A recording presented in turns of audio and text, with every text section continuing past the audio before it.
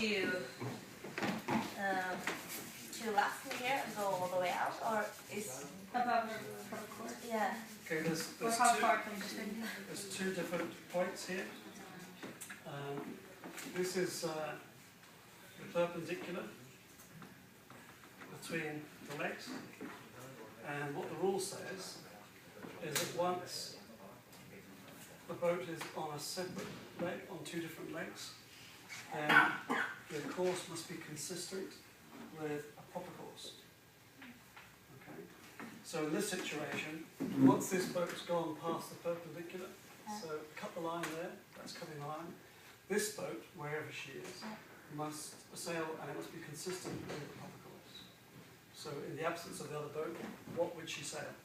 So I think we saw one incident, was it between you and The British.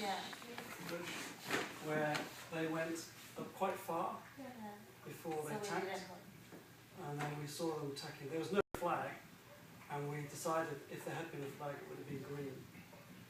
She was maybe a bit high, but not a lot high.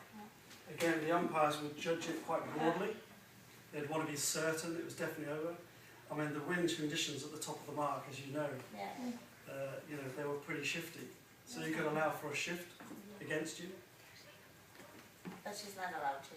She's not allowed to sail, be outside of her proper course. Okay, okay. The second one, which is quite interesting, is if you have a third boat. So say you're having a match, which we had today. I can't remember which tack they were on, but we had a situation here, like this. Maybe it was this way around. Could be with us. And so there's two boats fighting here, and there's a third boat here. These manoeuvres for this boat must be consistent with winning her match. So if she hunts down another boat, which she could do maybe to get an advantage, if she thinks she's a threat in the round robin, she could hunt her down to try and get the win for the other boat, which is a less of a threat for the round robin, for example. That would be a penalty on this boat, because her moves are not consistent with winning her match if she went outside her match. So for example, if her opponent, I haven't got another colour boat, if her opponent was over here, for example, then you could claim it would be reasonable for her to be there. But if her opponent was maybe back here, it would be more reasonable for her to go to cover. So the umpires will make a judgment again, and then again have to be certain to give a penalty. And it has to be flagged as well. And the penalty comes from the umpires of the match of the boat concerned.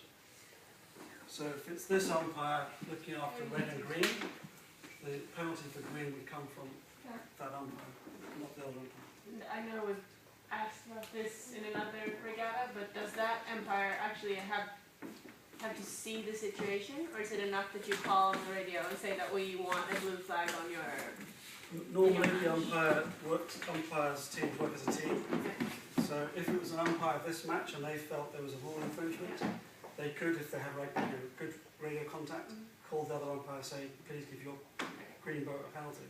And that would be enough? That would be enough, providing that there's enough trust in the team to do that.